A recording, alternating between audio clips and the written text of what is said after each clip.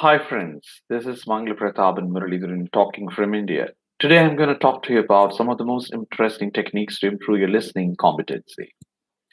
Most of us who work hard to improve one's listening will really improve listening competency by working on the basic sound segments or intonation patterns and stress patterns, understanding the variations of General American English, General Australian English, and the receipt pronunciation.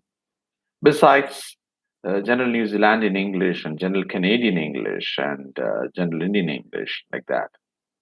Remember, we'll have to work on the varieties of native accents and non native accents if we are very serious about improving our listening competency. You need to really get the guidance and support of a trained teacher or trained ELT expert who can sit with you and help you to understand how the American variations in English are different from the British variations. And you need to keep really looking at the specialist training, especially on accent utilization or on English phonology and phonetics to get to know the best about segmental phonology and suprasegmental phonology. I'm talking to you as a specialist of segmental phonology and suprasegmental phonology, and I've been training students over a long time to talk about the uses of English in day-to-day life and in corporates. I have a tremendous support in terms of um, you know uh, getting to know about how this actualizes in real life and what kind of changes can happen if we keep learning uh, to understand varieties of accents. Most of you who are working with in customer care services or banking industries or for that matter IT companies and ITES companies and knowledge processing companies, you have to make sure you neutralize your accent, hence you can have a global reach. That's the case even with the teachers. Those of you who teach college students and school students, please remember your pronunciation matters a lot. And if you are very serious about improving your pronunciation, you can take a few steps, which I'm going to say right away. You can work on your accent on a day to day basis by listening to native varieties of English.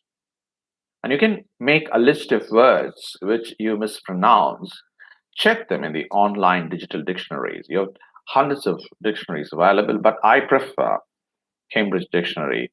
So you can go to www.dictionary.cambridge.org, check the words, pronounce them, record them, and verify whether you can approximate yourself with that pronunciation given there. Why do I ask you to do that? I don't have any bias and I don't really promote native speakerism, but I'm trying to tell you if you are going to have a global intelligibility, that will change the way you communicate. And people will get to know more about what you say. People all over the world can really be benefited out of whatever you say. So my suggestion to most of you who are listening to this particular video is to make sure that you spend a lot of time listening to English on a day-to-day basis. That is number one. Number two, if you are very serious about interacting with other people who speak better than you, that's the best choice that you have. Because when you communicate continuously with people who have a better accent, you tend to improve yourself. Third, watch videos, podcasts. I prefer to listen to podcasts on a day to day basis. You can even listen to my podcast, but remember, you should listen to varieties of podcasts. For example, HBR After Hours. Right. There's another podcast which I really love to listen to. It's Harvard Business Review After Hours podcast. I also listen to Think Lab of Harvard, and I do, spend a lot of time trying to decode how an American variety is unique, what sort of changes do take place in the general Australian English. English. I spend a lot of time listening to Australian Broadcasting Corporation, ABC. My suggestion for you is to listen to online radio stations, right? Spend a lot of time listening to online radio. You have Internet Radio UK.com.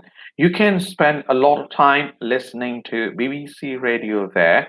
That would change the way you communicate with people, because when you listen, you tend to change the way you communicate, because your style of communication, your delivery of communication, your presentation skills, and even your voice modulation will change. And if you want specialist coaching, I'm there to support you. I can help you to really work on your segmental phonology, get to know the basic sounds in English. And not just that, I'll also work on your ability to interact with people of various continents. In other words, I could give you cross-cultural awareness, and you can utilize your multilingual fluencies. And that's going to be a big achievement for all of us if we can really reach a large number of audience and keep ourselves connected with people. So that's going to be the best step that you can ever think about. I would always say learning to listen is also about trying to focus, understanding how the mind works. And you need to know some mind management techniques to be a good listener. You have to do one thing at a time, and you should make sure you don't get distracted by your mobile phones or messages from your mobile phones or computers or fellow human beings, etc. So be smart, avoid all kinds of distractions, be single-minded, and make sure you spend every day listen to a particular podcast or radio. But I would say one thing at a time. You can't master everything overnight, but spend, say for example, if you're listening to BBC Radio 4, ensure you spend it on a day-to-day basis. After about 700 hours of listening to it, you'll definitely get to know what they speak. And for that, you need to be very patient. If possible, get the guidance and support of a coach who can tell you how to go about it, how to make things work, right? So that's in your hands. That's in your hands. So I would say these are the basic strategies I would always promote people. I'll always promote among you to ensure that your listening competency work on. I always go from lowest difficulty level, that's from the easiest level, slowly to easier level, easy ones, and a little bit difficult ones, more difficult, and the most difficult ones in my curriculum for listening competency. Because I always believe listening is directly connected with speaking. And if you're very serious about improving your listening, listen to my podcast, and you can always visit me or call me up, and I'm there to do the best for you. In addition to all these, remember, it's to do with complete concentration and focus. And you need to really make sure that you don't get distracted, you're calm, you are target oriented, you understand the nature of exam that you're going to take. For example, if you're going to be preparing for TOEFL, then you need to really know what is the objective of TOEFL, what are the difficulties in doing TOEFL listening, right? So ensure you overcome that, right?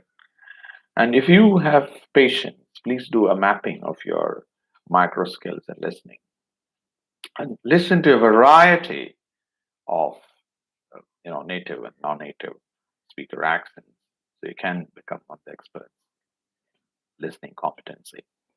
I'm sure this has helped you. If you need more information or training on improving your listening competency, feel free to call me. Wish you all the best. Happy Ganesh Chaturthi. Good luck to you. Bye bye.